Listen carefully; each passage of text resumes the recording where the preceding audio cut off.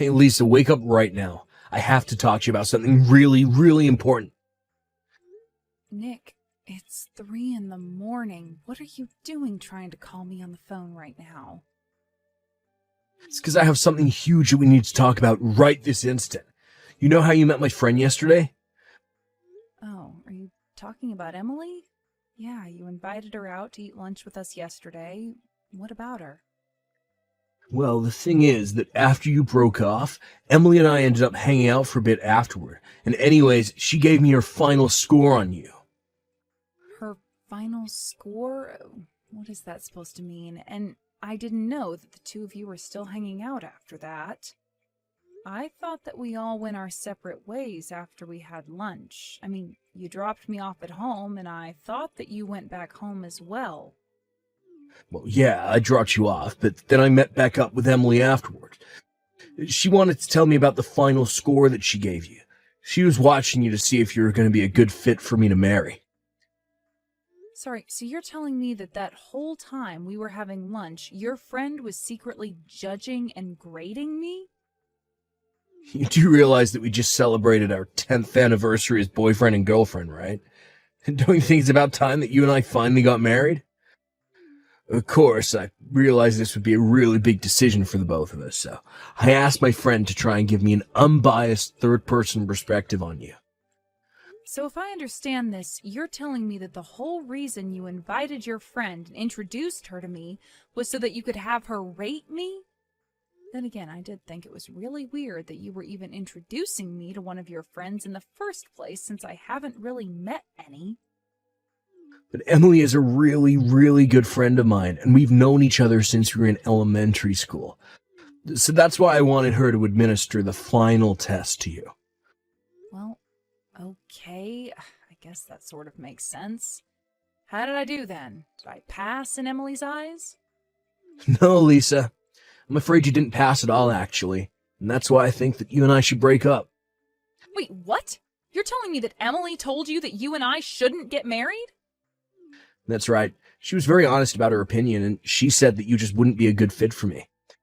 She told me that I would be better off looking for a better woman than you. So, I'm sorry, but that's why you and I have to break up now. I realize now how much better I could be doing. But, hold on. You mean that you're really going to break up with me because a friend told you to? We've been together for a whole decade. You can't just subject me to some test I don't even know about and decide to end it all because I didn't pass it. No, this isn't just some arbitrary thing I was putting you through. Surely you can understand how well a friend I've known as long as Emily would serve as a judge of character for me and anyone I was dating. I trust her to know who would and wouldn't be a good fit for me, so I take her advice very seriously.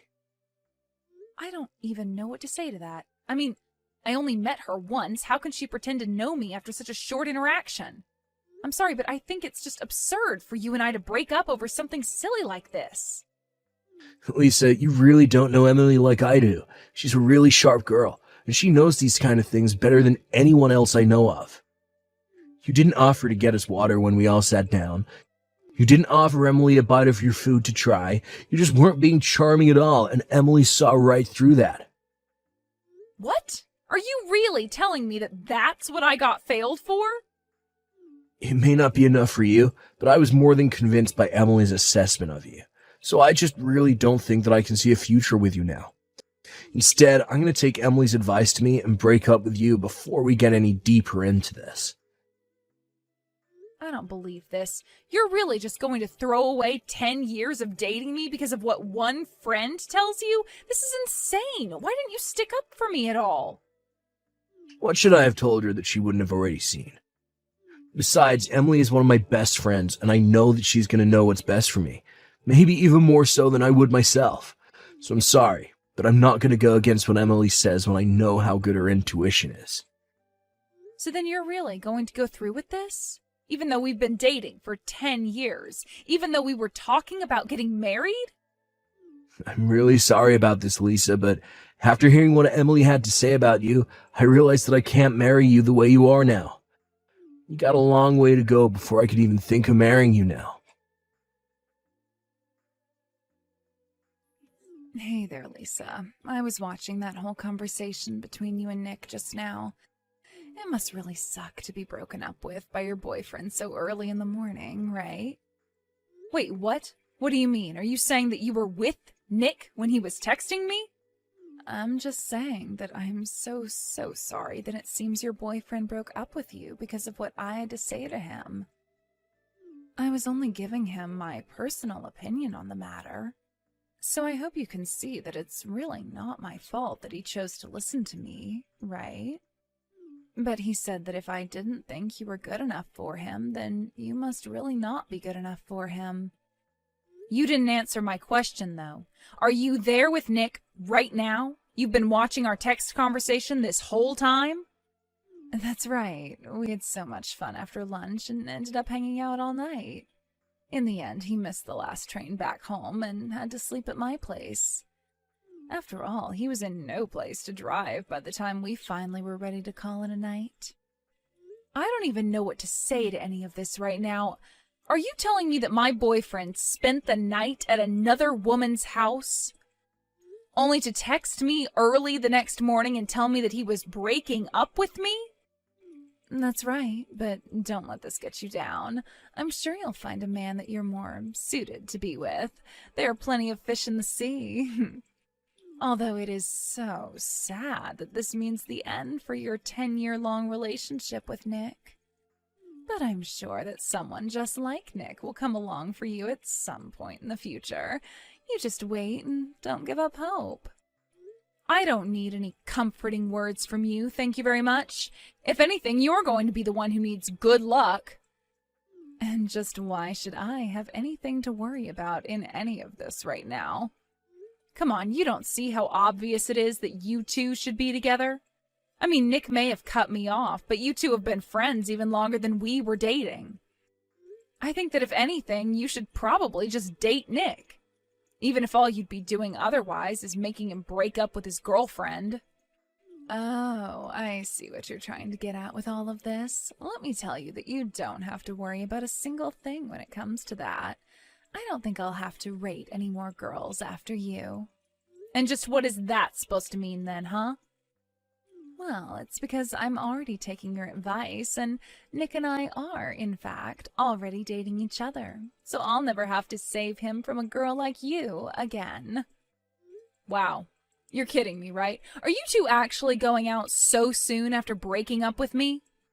That's right. I mean, it's like Nick said, there isn't another girl in the world who knows him as well as I do.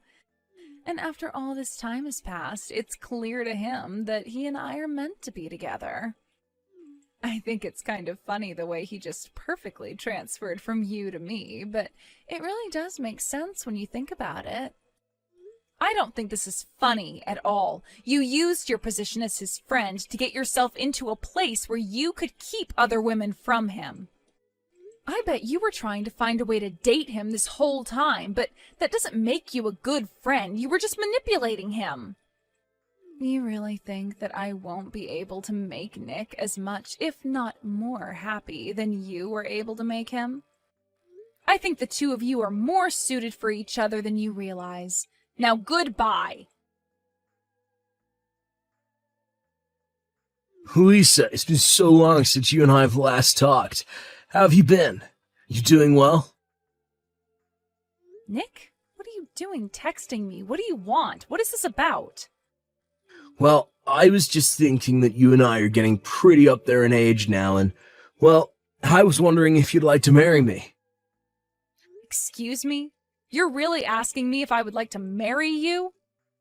I mean, you're almost in your 40s now, aren't you? So am I, and I'm still single, so why don't you and I get married?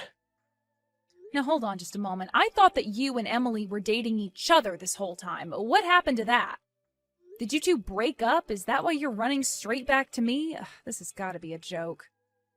Don't even say her name around me. I broke up with that other woman. She got pregnant and then kept bugging me about getting married. Then it turned out that the kid she was having wasn't even mine, so we broke up because she cheated on me. You're kidding me. That's really how you two ended up splitting up? That's right. It was actually the other guy who reached out and told me about the whole thing. But I did my research and found out that the kid really wasn't mine. But I still couldn't believe it. It was just such a shock. Yeah, well, if you two were talking about getting married, I can see how hearing something like that would ruin just about everything. But she was my friend for so long, maybe even my best friend, and she betrayed me like that. I still can't believe that it's happened even now. But then I remembered you. Then I remembered that I was single again, so I figured now that Emily and I are through, you and I could get married.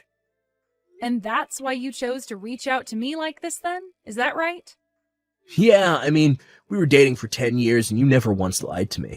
You're always so kind and sweet, and you took care of me too. It's clear that you were, and still are, the only girl for me.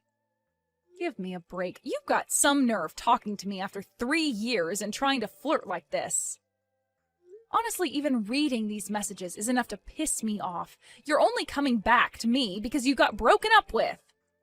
Well, yeah, that's true. But isn't this the perfect chance for you and I to get back together?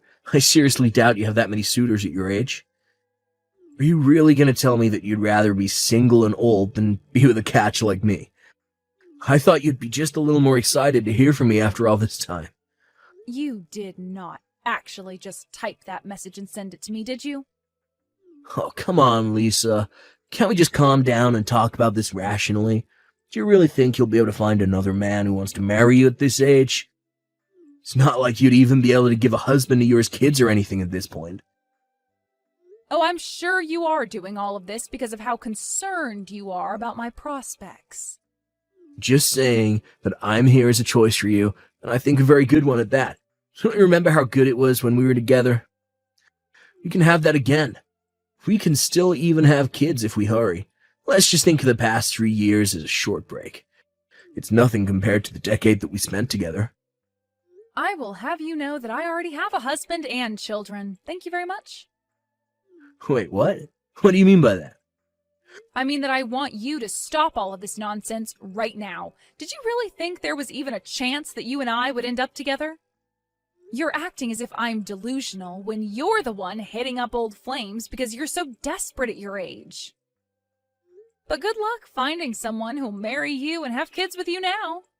Wait, hold on a second. What do you mean that you're married and have kids?